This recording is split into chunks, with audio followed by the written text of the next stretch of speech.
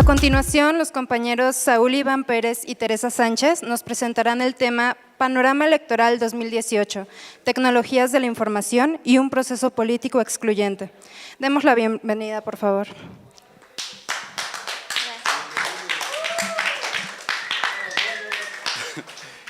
Bueno, buenas tardes a todos. Cuando Tere y yo planeamos o que nos dijeron que teníamos que elaborar un trabajo para la materia de Historia de la Exclusión, tuvimos muchas ideas y analizamos varios temas, pero se conjugó con el hype que había del debate y todos estos memes y toda esta retroalimentación que se daba respecto al debate y a las campañas políticas o electorales en este caso. Por eso mismo quisimos analizar estas campañas y sobre todo esta dimensión que se da a través de los medios digitales en que se masifica y se vuelve información al alcance de la mayoría de las personas.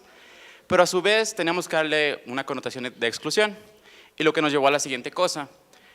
En una dinámica en que las redes sociales y todas estas plataformas digitales se vuelven pues, un modo por excelencia, un modo que está volviendo predeterminante en toda esta dinámica electoral, ¿qué pasa con aquellas personas que no tienen acceso, tan siquiera a las redes sociales, dejemos de eso, acceso a internet o acceso a un celular o acceso a una computadora? Esto nos llevó a plantear el siguiente tema. Durante los últimos, se podría partir de 10 años, como del 2008 con la campaña de Barack Obama, se ha venido gestionando una importancia sustancial de las campañas digitales o de las campañas electorales a través de internet. Obama lo supo canalizar de forma importante, haciendo de su imagen, pues aparte de ser una marca, proyectándola a través de distintos medios. Esto ha venido creciendo en importancia durante los últimos años. Tanto los partidos políticos como determinados candidatos han tratado de usar los medios y las plataformas sociales de internet como un catalizador o como una forma de expresarse y de llevar a cabo esas ideas para que tenga una mayor conexión con las personas. Es muy común meternos a Facebook, meternos a YouTube y encontrar campañas, encontrar todo tipo de spots, pero lo que ofrece esta dinámica de campañas digitales y esta campaña de utilización de las redes sociales es que existe una nueva noción, que es una noción de cercanía, una noción de interacción y acercamiento. Al existir estas plataformas sociales se podía ver resquebrajada esta distancia social y esta distancia política que existe entre el candidato y pues el potencial votante. El hecho de que puedas comentar la publicación de algún candidato, de algún partido, el hecho de que se puedan comentar, o el hecho de que estés en constante contacto tanto con sus propuestas como con sus discursos de campaña, genera una relación en teoría bidireccional, en la que existe una retroalimentación y ambos se pueden ver inmersos en esta dinámica. La mayoría de los autores que analizamos en torno a este trabajo hacían referencia a una necesidad, apoyándose en las tecnologías de la información, de utilizar los medios políticos o los medios digitales en el ámbito político, porque no se podía quedar atrás. En este caso se hablaba casi de una universalidad, o en dado caso de que todos, tanto el público como los votantes, como los partidos, como el mismo Instituto Federal Electoral o Nacional Electoral en este caso, se adentraran en esta dinámica política a través de los medios digitales. Y lo que nosotros cuestionamos es, ¿y qué pasa con aquellas personas que por sus determinadas carencias económicas o por estructurales, como lo quieran ver, no tienen acceso a tales medios, no tienen acceso a internet, no tienen acceso a una computadora? ¿Y cómo se ven reflejados ellos, o cómo pueden verse reflejados a través de los candidatos, o cómo pueden manifestarse o por lo menos tener cierta voz? Si se está hablando de una universalidad en el proceso electoral a través de las campañas digitales, ¿cómo estas personas se pueden ver pues, representadas? Si se quedan totalmente excluidas. O sea, ni siquiera, el término de exclusión ya lo hablaron anteriormente, pero exclusión a rasgos generales hace referencia no solo o no necesariamente al ser de los estratos bajos o en una dinámica social, económica, política, a ser de los estratos bajos, sino esencialmente a no pertenecer, a quedar fuera de esa dinámica. En este caso, aquellas personas que no tienen acceso quedarían fuera de toda dinámica política a través de los medios digitales.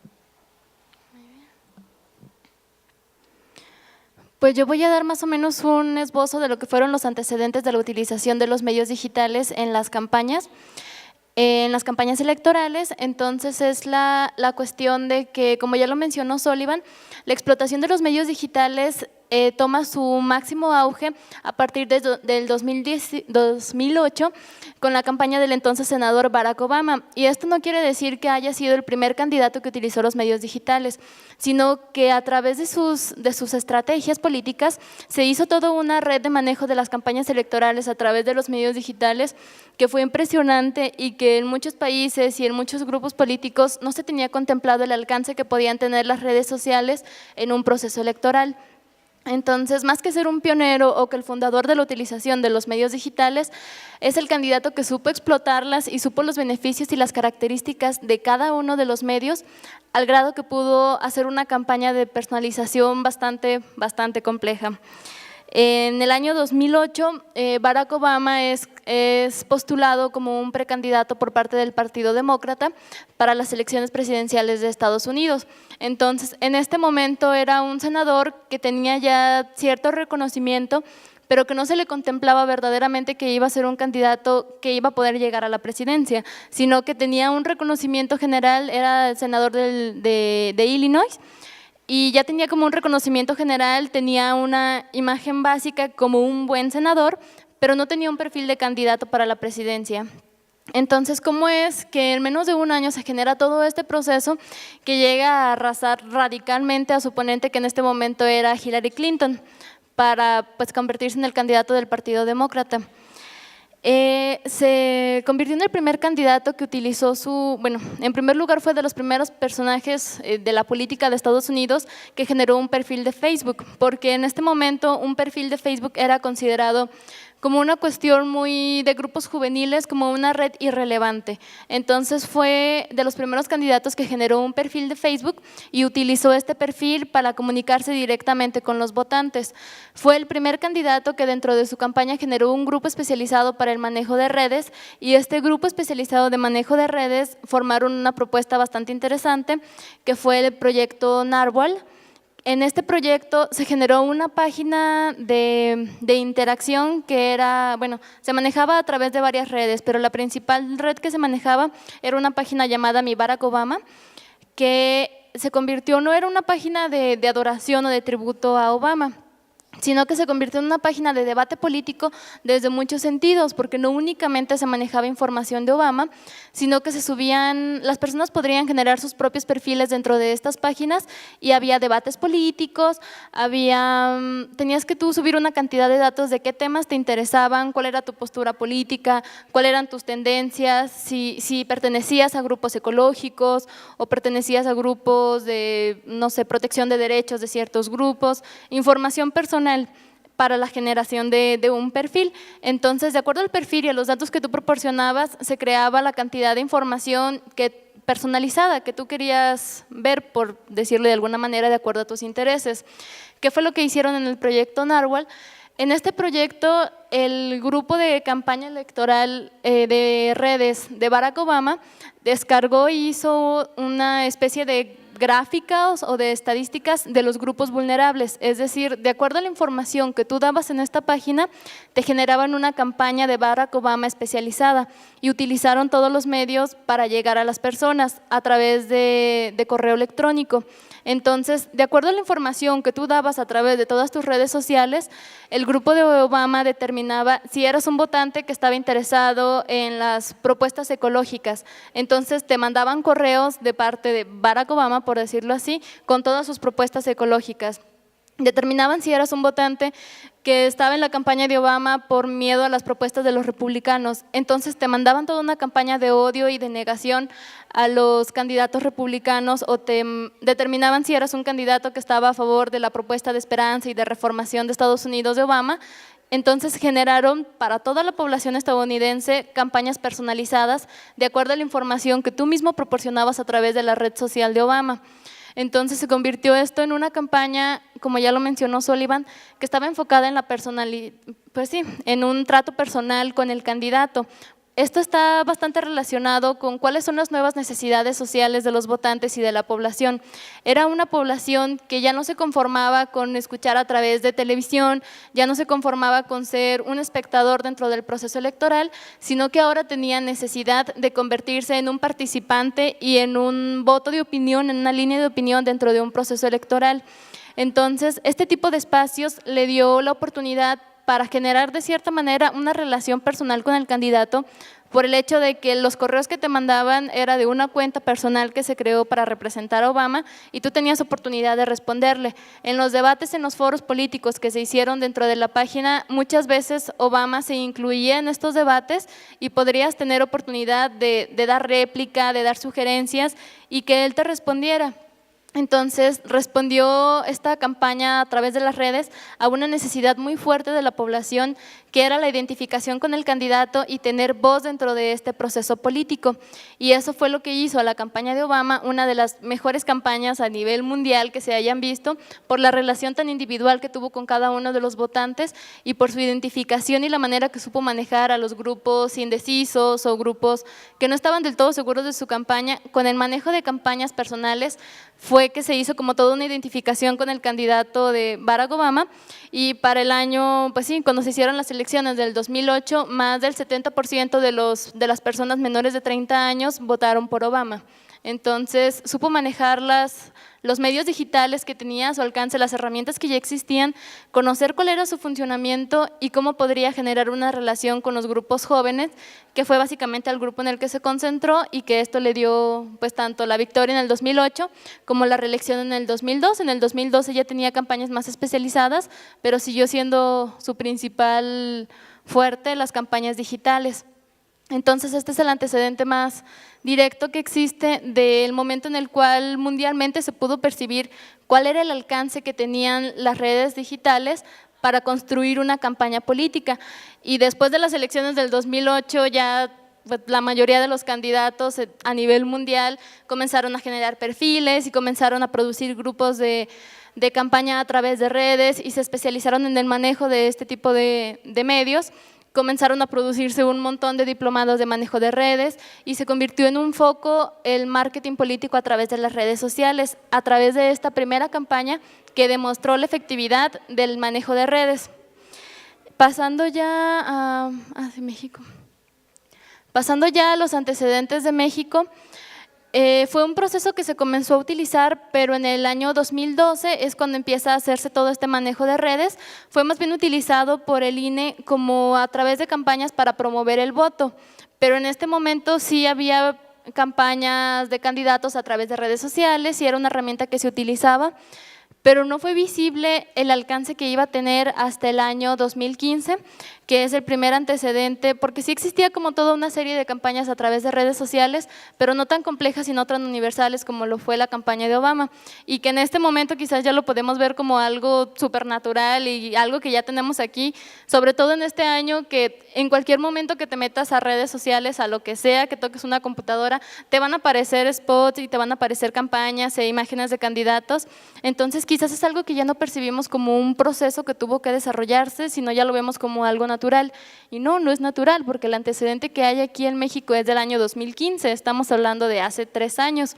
Entonces no es algo que ya se tenga establecido, sino que es un proceso que recién en un periodo de 3 años se desarrolló, y vemos en este año electoral 2018 la explotación de los medios, porque incluso podemos pues concebir más publicidad de los candidatos a través de las redes sociales de las que estamos viendo en físico.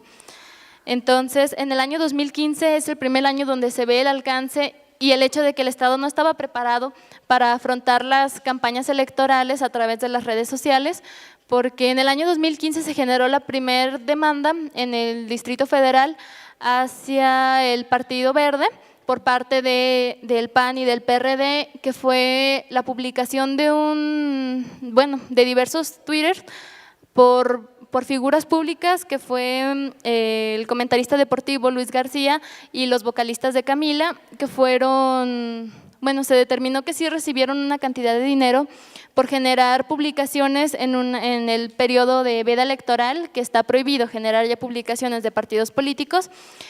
Generaron en este periodo difusión del Partido Verde. Entonces, en este momento se cuestionaba, se metió pues una demanda en este momento, porque ya estaba pues legislado que no se podrían hacer campañas políticas durante este periodo, pero en ningún momento se mencionaba que no se podía hacer campañas políticas a través de las redes sociales.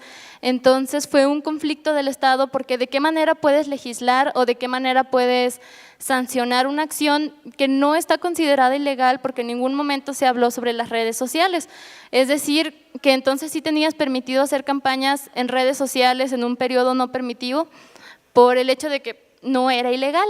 Entonces, en este momento se estaba cuestionando más la cuestión de hasta qué punto el Estado puede intervenir dentro de las opiniones personales, cuál es la línea de expresión pública y cuál es la línea que el Estado puede legislar, sobre todo por las características tan particulares que tiene la influencia de las redes sociales, que es un espacio no formal, que es un espacio individual. Entonces, las personas involucradas en esta demanda declararon que ellos lo hicieron desde su opinión personal y que una persona puede opinar en cualquier espacio y puede opinar en cualquier momento porque no son representantes políticos, y es un espacio individual y es un espacio que no genera debate público, por decirlo de una manera. Entonces, duró pues cerca de año y medio para resolverse este conflicto. Ya habían pasado las elecciones, ya había pasado todo el asunto, por la cantidad de debates que generó este conflicto de hasta qué punto el Estado puede intervenir en las redes sociales y hasta qué punto es permitida la expresión sin afectar a las leyes del Estado. Y fue pues un caso muy debatido. Y entonces, en este momento, en el 2015, comienza una serie de legislaciones para regular la utilización de las redes sociales, que hasta este momento sigue en debate. ¿Cuál es la línea de que puede intervenir el Estado y en qué momento tú tienes permitido generar una serie de opiniones públicas que pueden ser de cualquier temática? Si tú quieres opinar de un partido político, está perfectamente bien que lo hagas porque es tu espacio personal, pero ¿qué tal si es ilegal? Entonces, hasta este momento sigue habiendo una serie de legislaciones relacionadas con ello, y ya pues en este año, en el año 2018, estamos viendo la explotación por parte de los partidos de las redes sociales, que en lo que va de campañas, que básicamente estamos a la mitad de las campañas, el candidato de pues el Frente, Ricardo Anaya, ha invertido una cantidad de 44 millones de pesos simplemente en campañas digitales, y vamos a la mitad de las campañas. Entonces, ¿por qué se está generando en la misma cantidad de inversión o incluso mayor, en mi opinión, de algún sentido, a las redes sociales que a campañas presenciales? Por el alcance que tienen este tipo de campañas, por el hecho de las características que te proporcionan los espacios, de que puedes tener una relación directa con tu candidato, puedes llegar a una mayor cantidad de personas sin estar ahí, y son mensajes que se seguirán reproduciendo y son mensajes que van a dar de qué hablar, por el hecho de que si subes una publicación, una campaña a una red social, de alguna u otra manera, negativa o positivamente, va a generar reacciones. Entonces permite que ya haya una participación completamente directa de la ciudadanía, y son publicaciones que van a llegar a muchas más personas, de las cuales llegarías con campañas pues presenciales o con folletos o con pancartas, que también se está invirtiendo, pero vemos que en un periodo de 3 años se radicalizó completamente la interpretación que se tenía de las campañas en las redes sociales.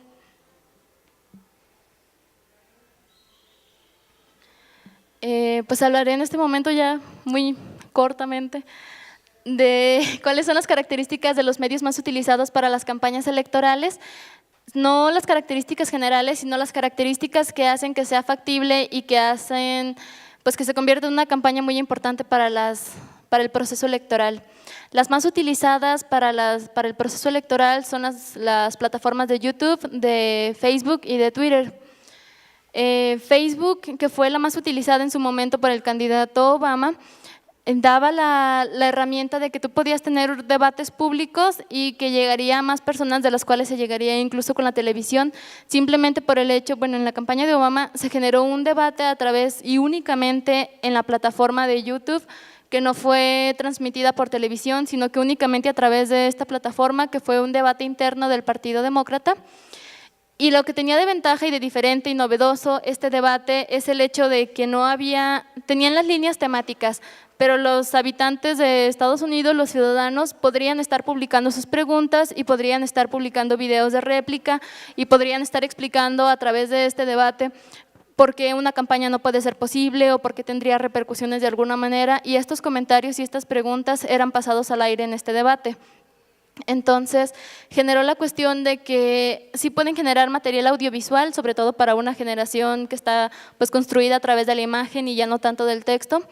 Generaron una campaña en la cual las personas podrían opinar y podrían ser parte de todo el proceso a través de las opciones que te da YouTube, que es el hecho de que tú puedes crear tu propio material, puedes ser espectador, pero también puedes producir tus propias características. La red de Facebook, que pues ya todos la conocemos, en este momento es la red social más utilizada en el mundo con aproximadamente 2 billones de usuarios, de los cuales cerca del 70% se conectan diariamente. Entonces también da la posibilidad de generar tanto material audiovisual, textos, pues sí, propuestas y el hecho de que la gente pueda interactuar directamente con ellos, y Twitter, que fue muy utilizado y hasta el momento es muy utilizado por los candidatos como una manera de establecer sus posturas, como una manera de dar opiniones tajantes y dar una determinación de alguna problemática, es decir, no tienen que dar todo un discurso y no tienen que generar todo un evento o una campaña, sino que dan un comentario breve y queda determinada cuál es su posición respecto a algún tema. Entonces, las 3 características que relacionan estas plataformas es el hecho, como ya los mencioné, que permite una relación bidireccional con los candidatos, es decir, que se genera, un candidato está proponiendo esto, pero ahora los individuos tienen la posibilidad de acceder a lo que está proponiendo y decir que no están de acuerdo, que sí están de acuerdo, comentar lo que él dijo, compartir lo que él dijo. Entonces estamos hablando de una sociedad cambiante y un proceso de campañas electorales que está adaptándose a esta sociedad cambiante, una sociedad que ya no le basta con convertirse en un espectador o con estar del otro lado de la pantalla, sino que ahora es necesario que una sociedad que quiere opinar, una sociedad que quiere involucrarse en estos procesos e incluso a veces de manera muy agresiva, nos ha tocado a todos ser agredidos en Facebook por algún comentario raro, pero es una sociedad que quiere opinar y que quiere ser parte de un proceso electoral, y las redes sociales te dan toda esta oportunidad de acceder a este mundo que de otra manera nos hubiéramos quedado como un espectador. Entonces, pues es el antecedente que existe respecto a la utilización de los medios sociales, y a continuación Sullivan les hablará un poco más del proyecto que nosotros tuvimos y de cómo esta red de información y estas campañas electorales a través de los medios se convierte en un proceso de exclusión y los peligros y pues desventajas que tiene la utilización extrema como a través de los medios. Gracias.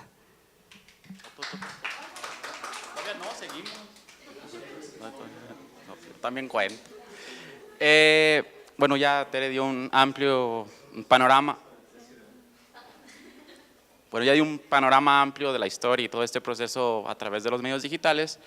Los resultados o estos discursos o esto que permite la validación o la necesidad imperante de hacer las campañas a través de digitales, las pusimos en 3 polos.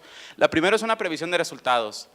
Existen empresas de marketing digital que a través de, pues son datos relativamente simples, pero que ellos analizan, es a través de la cantidad, por ejemplo, de views, de retweets, de likes, de dislikes y de reacciones. Hacen un conteo de la edad de las personas, del sexo, de las ubicaciones y de las locaciones, y a través de esto se permiten prever y predecir las elecciones.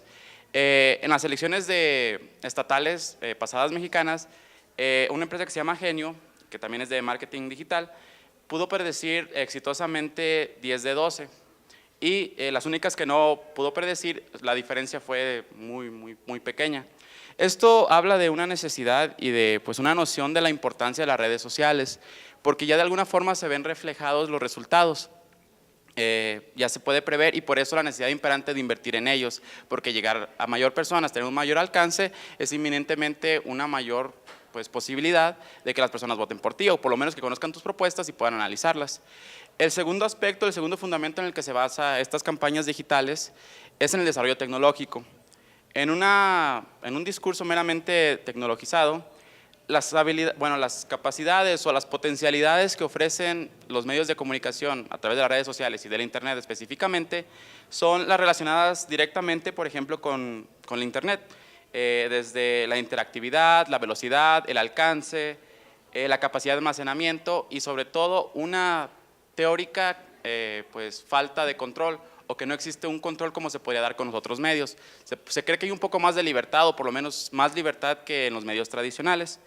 Y por último es la redacción bidireccional. Ya lo hemos hablado a lo largo de esta exposición y creo que es el fundamento específico para pues el discurso sobre las campañas a través de los medios.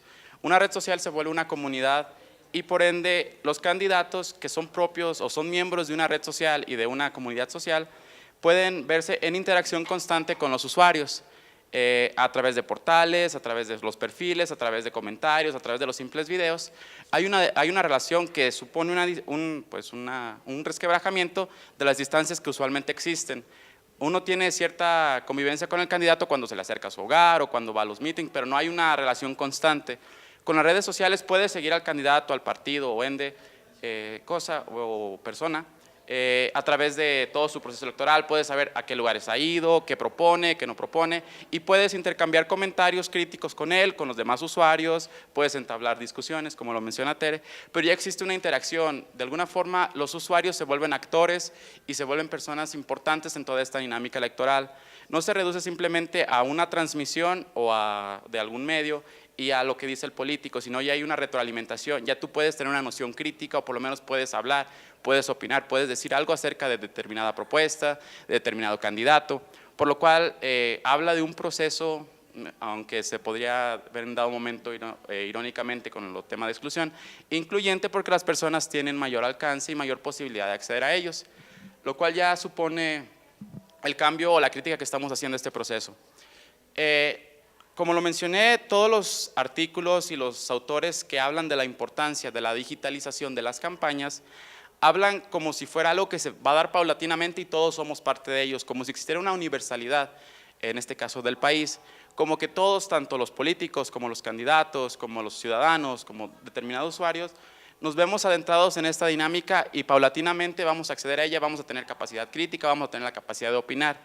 La cuestión surge cuando existen limitaciones al acceso a esa información y no solo el acceso, por ejemplo, a las redes sociales o a determinadas plataformas, acceso, por ejemplo, a internet o acceso, por ejemplo, a una computadora o a un celular o a algún medio de comunicación o electrónico. Según esta gráfica, los estados con menor índice o con menor porcentaje de internet de sus hogares responden, según datos de la Coneval, a los estados que son tradicionalmente los considerados con mayor índice de pobreza.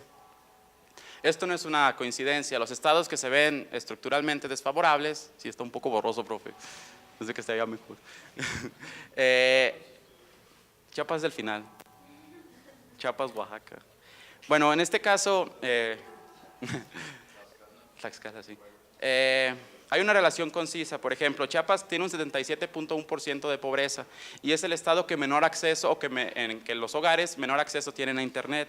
Le sigue Oaxaca, que es el segundo estado de la república con mayor índice de pobreza, con 70.4%. Y esto genera una relación inminente de que los estados que se ven estructuralmente y económicamente más desfavorables, pues no pueden participar en esta dinámica electoral porque no tienen los recursos y no tienen los medios para hacerlo. Además, y en esta noción crítica y de acercamiento a las propuestas y a los candidatos, se ven influenciados por los mismos medios, porque si bien solo tienen un limitado acceso a internet los hogares de estas locaciones, el porcentaje de país de acceso a la televisión está alrededor del 90%, acceso a la educación, perdón, acceso a la televisión se remonta al 90%. Entonces siguen digiriendo y siguen consumiendo los mismos medios tradicionales, lo cual pone en duda esta relación bidireccional, porque a través de los mismos medios y los mismos canales se genera una relación propia con el medio, pero en la cual tú no eres partícipe. Son los mismos medios con la misma información y no tienes esta dimensión crítica que en dado momento te puede ofrecer internet a través de la comparación, a través del diálogo, a través de estas interacciones y por ende se vuelve un proceso problemático. En una dinámica donde la digitalización de las campañas políticas se ve como algo inminente y como algo que se está dando, ¿qué pasa con aquellas personas que no se pueden unir, que se ven excluidas? Pues ya nada más sería para concluir el hecho de que en esta ponencia no estamos determinando que las campañas electorales a través de las redes digitales sean campañas malas o estén mal empleadas, sino son campañas que funcionan pero entender que están dirigidas para un sector de la población y que no se pueden manejar como una opción universal, sino que existen otros sectores que no están contemplados dentro del plano las propuestas para las campañas electorales, y habríamos de cuestionarnos de qué manera es que estos grupos que no tienen acceso a toda la crítica y la inmensidad de opiniones, que incluso la inmensidad de opiniones también puede ser un problema por el hecho de que hay una saturación de opiniones y no saber determinar qué datos son verdaderos o qué datos no lo son. Pero estos grupos que no tienen acceso a toda esta cantidad de críticas, ¿de qué manera es que se están informando de los procesos electorales? ¿Y de qué manera es que se va a generar una, pues sí, una concientización del voto y de esta manera tener un voto informado? Sino que habríamos de cuestionarnos de qué manera es que se les está haciendo llegar todos los procesos electorales, qué grupos o qué medios son los que se les está presentando esta información y con qué propósito. Es decir, qué propuestas están enfocadas a la información de estos grupos, cómo es que les llega la información, qué información les está llegando y para qué les está llegando esta información, ya que no tienen acceso a la cantidad de información pues básicamente ilimitada que nosotros tenemos y que tenemos acceso a posturas de los candidatos, a críticas a estas posturas, a opiniones de toda clase, sino que se les está llegando pues únicamente de medios tradicionales, por decirlo de alguna manera, que no muchas veces es que estén muy errados, pero el propósito que tienen para presentar qué datos. Entonces, a través de esta brecha en la información que se está generando en la población, habríamos de preguntarnos qué tan informado es el voto que se está generando y las problemáticas sociales que esto está llevando. Entonces, pues sabemos que con esta ponencia o que en estos 3 días de coloquio no es como que vayamos a generar una solución para las problemáticas sociales de Lagos de Moreno y mucho menos de México, pero esta ponencia está pensada como una manera de visibilizar esta problemática que existe ya dentro de la población en México, plantearla como una problemática, saber que ahí hay un conflicto que necesita comenzar a cuestionarse y comenzar a generar soluciones, que verdaderamente se piense en la información que se está llegando a estos grupos, porque pues muchas veces en este momento ni siquiera es pensada como una problemática y pues es el punto de nuestra ponencia, hacer visibles estas problemáticas sociales. Gracias.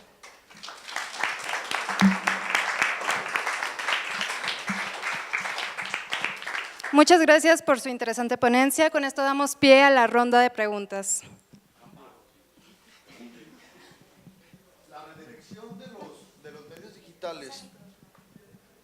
La redirección de los medios digitales también no se podía tomar como un proceso de exclusión, porque obviamente cuando tú tienes un medio digital, pero lo que hizo Donald Trump con Cambridge Analytica, te está poniendo solamente lo que a ti te interesa, no también se puede tomar como un proceso de exclusión de las mismas redes, porque en sí, ¿qué voto informado vas a tener si te llega solamente el contenido, el cual tu tipo de análisis que te están haciendo es el único que te… Bueno, no que se te permite, tendrías que buscar la forma de hacer tu voto informado, pero el inmediato es hacia el que ya estás dirigido. Es como regresar también al medio tradicional, solamente regresar al mismo punto de mostrarte lo que a mí me interesa y que tú pienses que tu voto es informado, pero no lo es.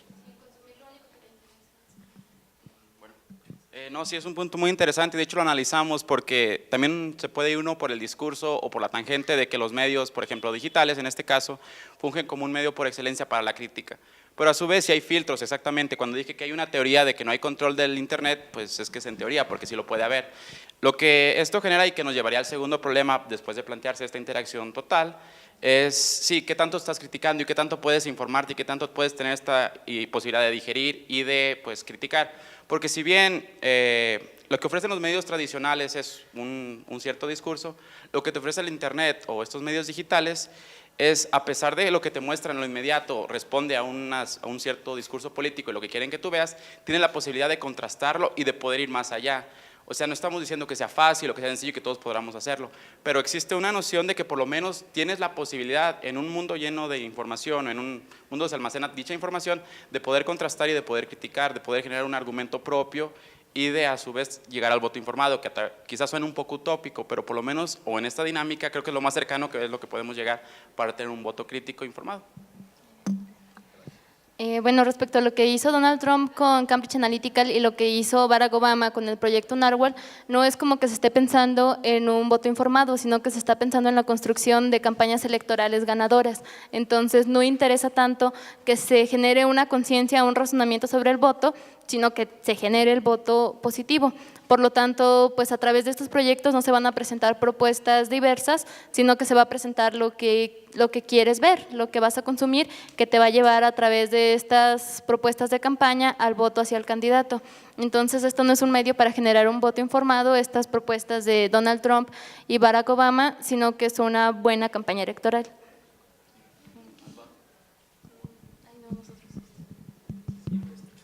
Bueno, buenas tardes, compañeros, felicidades.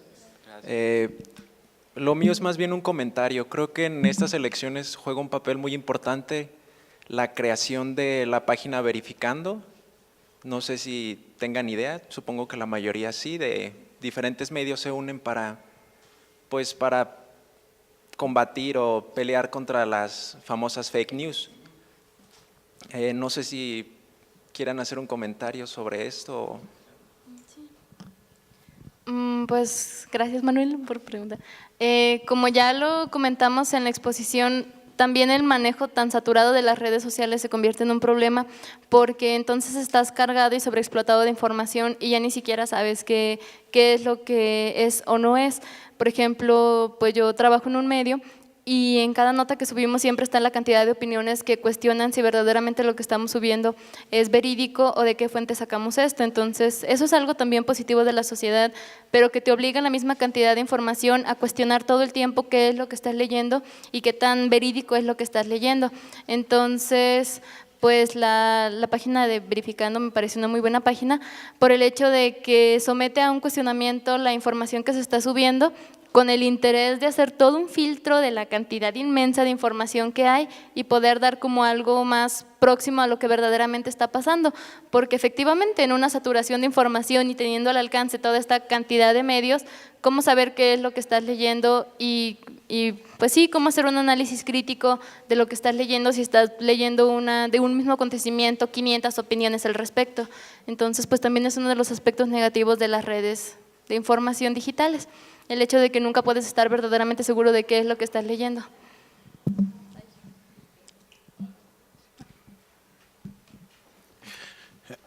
Felicidades por su plática, muy ilustrativa, además de completa, ¿verdad?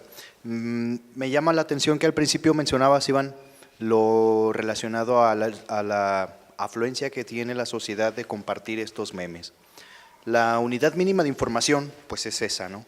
Y entonces sabemos que en ese rapto de una idea original es el método más eficaz o más por su rapidez para llegar a la sociedad, ¿no?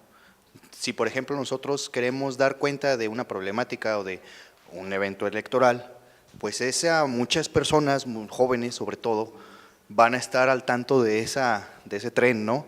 Entonces, ¿cómo podríamos desde pues nuestra propia gestión de nuestro propio perfil en las redes sociales, combatir ese tipo de cuestiones, vamos, que saber que en algún caso o cierto porcentaje son verdaderas la información que está allí, pero que también hay que prender la alarma, ¿no? De, a ver, verlo con crítica. Sí. Bueno, es que sí, un meme, bueno, yo lo analizo de dos formas. Primero está el lado cómico, que es el inmediato, que es el que pues, sí te genera la risa. Pero pues casi todos los memes, o la mayoría de los memes, pues tienen un producto de un fenómeno en la realidad. Evidentemente, pues tiene que hacerse un filtro, como lo estábamos mencionando, es analizar el meme y informarte bien de qué está hablando específicamente. Por ejemplo, un meme de una flor de margarita, o sea, esconde… O sea, sí, exactamente. Esconde todo un fenómeno que se está dando en nuestro país. Corresponde a una candidata que se dio de baja de esta candidatura presidencial. Y pues, aunque sí reflejan algo en la sociedad, porque los memes tampoco es que sean simplemente risa, porque sí, pues son ilustres de los fenómenos que competen a la sociedad porque se masifican. Es encontrar esta relación de que también tienen un fenómeno, o sea, real, y por ende tratar de informarnos acerca de este fenómeno, es tratar de discernir. Bueno, yo lo que así te contesté. Gracias.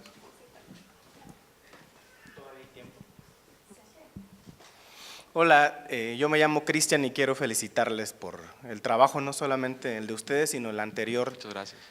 Me parecen muy brillantes, aunque no puedo evitar pensar en un texto antiguo ya de la década de los 70 del siglo pasado, el México profundo de Bonfil Batalla, ¿no? Y cómo las categorías que ustedes utilizan para pensar México son tan cercanas a lo que este antropólogo pensó hace medio siglo, ¿no? Un México imaginario y un México profundo son dos escenarios muy diferentes, ¿no? Yo vengo ahorita de una pequeña estancia en los pueblos afrodescendientes del estado de Oaxaca y de Guerrero, y también me daba mi vuelta por los espacios amuzgos, ¿no? Entonces, pienso esto que ustedes están planteando sobre el voto informado, ¿no? Oaxaca, Chiapas, Tlaxcala, Michoacán, Guerrero, ¿no?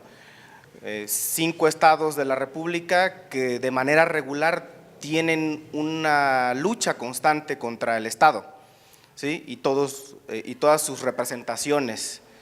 Y ahí pondría en duda entonces qué tan distantes están sobre lo que implica el proceso de información en torno a algo que no les agrada, ¿no? Una vez por semana había reunión, ¿no? Entonces yo asistía, me permitían ir y tomar decisiones en lo que se denomina el ejercicio de la democracia directa, ¿no?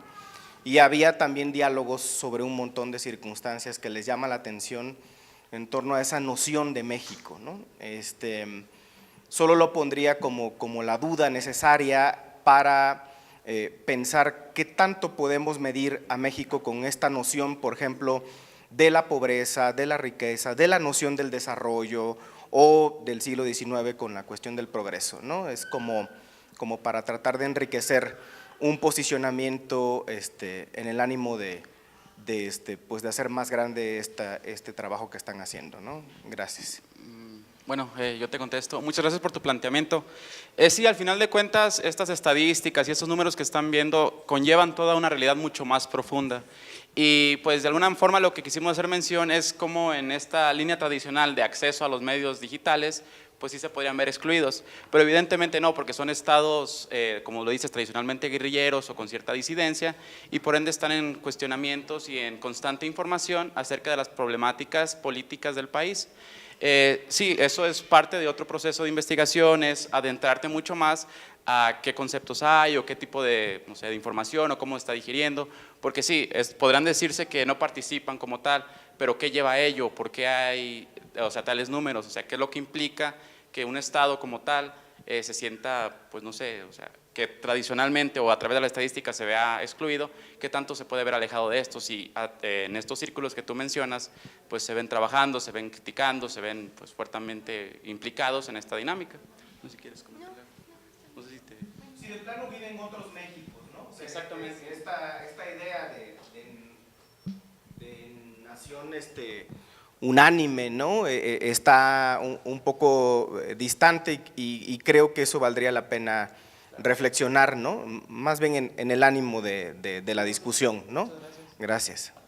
Bueno, pues muchas gracias por tu comentario y por ampliar la información que aquí estamos presentando, porque efectivamente pues estas comunidades que nosotros vemos como un poquito excluidas, no es como que estén ajenas al conocimiento o como que estén completamente aisladas, sino que pues también habríamos de ver cómo es que ellos producen sus propios imaginarios y su interpretación de la realidad y los discursos que están viendo y de qué manera es que están generando su conocimiento, que seguramente es de una manera muy diferente a la cual estamos generando nosotros. Entonces, pues sí, quizás desde nuestra postura se ve como un poco segregado producción de epistemologías por el hecho de que no estamos completamente relacionados con ellos, pero es bastante interesante ver que sí se está trabajando de cierta manera, pero pues por el hecho de que estamos un poco separados, no se está interpretando o tomando en cuenta del todo el conocimiento que se está produciendo, pero muchas gracias por mencionarlo. ¿Puedo hacer una última pregunta? Aprovechando, ya hasta que me corran, ¿no? Desde la experiencia que tienen ustedes y la revisión que han hecho, ¿no? Y obviamente nos llevan más camino recorrido, en el escenario actual político a nivel federal, ¿no? ¿Cuál podría ser una predicción desde lo que ustedes están trabajando, ¿no? si es que se animan a plantearlo, ¿no? Con lo que hay hasta ahorita, ¿no? Me llama la atención que como ya hay antecedentes, ¿no? y ustedes están manejándolos también, a lo mejor podría ser muy temprano, ¿no? Y en la política se hace mejor análisis cuando ya pasaron las cosas que cuando están sucediendo, ¿no? Pero ¿para qué exponen y para qué me invitan? Entonces, a mí me agradaría escuchar su comentario como para ir metiéndose en esta cuestión y que también se crean el objetivo esencial del ejercicio profesional. Ustedes saben de esto, están especializándose de esto y creo que vale la pena y este es un escenario importante, ¿no? Para que un acercamiento a mí me agradaría escuchar de ustedes, ¿no? Como qué podría pasar, ¿no? En el ánimo del manejo de redes de estos 3 punteros que actualmente están, aunque me parece que solamente son 2, ¿no? Gracias. Gracias. Pues en cuanto al acercamiento que se puede ver en redes sociales, es muy cuestionable los medios por los cuales se están generando estas predicciones. Si nos basamos en las estadísticas que se están presentando, sí hay una gran diferencia y una gran ventaja del candidato Andrés Manuel, pero son cuestiones de estadísticas que no tienen como una total certeza, entonces no se podría hablar de qué tanto es que existe esta separación. Por ejemplo, este domingo estaba presentándose aquí el candidato al Senado, Pedro Kumamoto, y él mencionaba que 5 días antes de las elecciones, cuando él estaba como candidato a diputado, se presentaron las estadísticas y ya se tenían como un resultado seguro en el cual él iba a quedar en tercer lugar y tenía una gran ventaja la candidata que estaba en primer lugar, que creo que en ese momento era la candidata del PAN, no recuerdo de qué partido, pero algo así. Entonces sí existía estadísticamente esta gran diferencia, pero ¿de qué fuente vienen estas estadísticas y de qué manera se están desarrollando esta información? Entonces, estadísticamente el candidato Andrés Manuel sí está bastante por delante, pero pues no se puede hacer un diagnóstico como tal. Bueno, al menos yo no tengo la preparación suficiente para realizar un diagnóstico y habríamos de ver hasta el momento de las votaciones qué tan verdaderas y qué tan certeras, o si hay otros asuntos o factores que involucraron al momento de la votación, ya para ver cuál es el resultado. Bueno, una última pregunta para finalizar, ¿sí? Lo mío será más breve que la ponencia que acaba de hacer mi estimado colega, el doctor Luna Alfaro. A mí me ha llamado la atención el manejo de la categoría de tradición. Entiendo que medios tradicionales de información en este contexto resulta ser la televisión, pero pues que yo sepa, y me corregirán los colegas, e incluso casi ahorita que además Cristian ha dicho un libro viejo de los años 70, bueno, que yo sepa, los que nacimos entre los 80s y los 70 somos además la primera generación que le tocó nacer con televisión en casa. Y en ese sentido, bueno, hay ciertos medios que llaman tradicionales que en realidad todavía no cumplen el medio siglo en realidad de bien asentados en el conjunto de la población mexicana. Más todavía, yo me preguntaba en ese sentido y por ese lado hago eco en parte a la inquietud de Cristian, ¿qué tanto en efecto es distinto esto? No es simplemente… Vaya, yo estaba pensando en mis tiempos, o sea, en el siglo XIX, en los años 1820, en todo el problema que eran las primeras elecciones que tuvieron competencia política y en las que por primera vez lo que se critica justo es la multiplicación de panfletos, la aparición de la prensa, que en efecto se la pasa, que es una prensa que no está tratando de dar información como debería de ser, para que la decisión del voto sea responsable, libre, etcétera, sino que claramente son propiamente folletos que a su vez hacen la propaganda que entonces tenían prohibidos los partidos políticos, tiempos aquellos.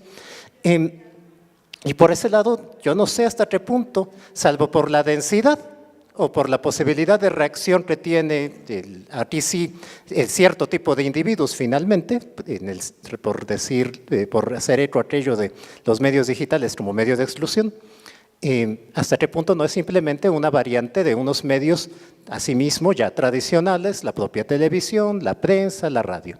Y últimamente, y esto sí ya como mera observación, yo he de decir, bueno, mi colega Cristian está como recién desembarcado, así que yo aprovecharé para felicitar una presentación que se ha ganado de parte de un colega recién desembarcado la calificación de especialistas en el tema, cuando no es más que un trabajo de final de curso, según entiendo, lo cual habla muy bien de quienes lo han presentado. Muchas felicidades. Pues le contesto. Bueno, sí, es normal o es entendible pensar de tal manera.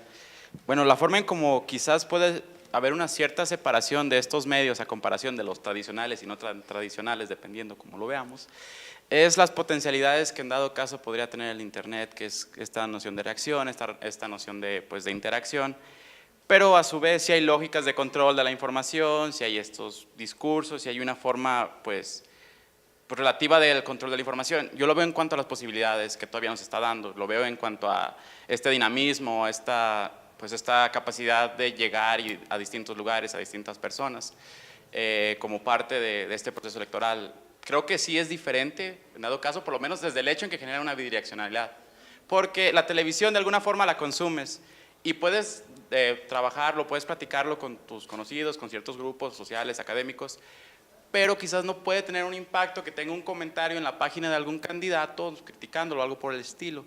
No sé si tiene sentido, pero yo lo veo así. Creo que el hecho de que pueda llegar a masificarse tanto un comentario como una opinión, como un blog que tú hagas, ya genera mucho más interacción, ya genera mucha más participación en una dinámica política que lo que en dado momento podía generar, no sé, leer un panfleto o, no sé, escuchar algo en la radio o ver la televisión. No sé, según yo. Pero ustedes también nos catalogamos como medios tradicionales por la cantidad de herramientas que se tienen en esta manera. Como ya lo mencionamos, pues cerca de, bueno, sí, básicamente el 50% de la población son las personas que tienen acceso a los medios digitales, a computadoras, y cerca del 90% de la población es que tiene acceso a la televisión. Entonces hay una gran separación en cuanto a la cantidad y por eso también lo catalogamos como medios tradicionales. Quizás debimos poner medios comunes o algo así, o la televisión, convencionales, no sé, otra manera, pero fue básicamente lo pusimos con el término de tradicionales por la cantidad que hay, que ya es como de los medios más utilizados la televisión. Agradecemos infinitamente la participación de nuestros compañeros y del público tan activo. Y me da gusto entregarles estas constancias. Saúl, Tere.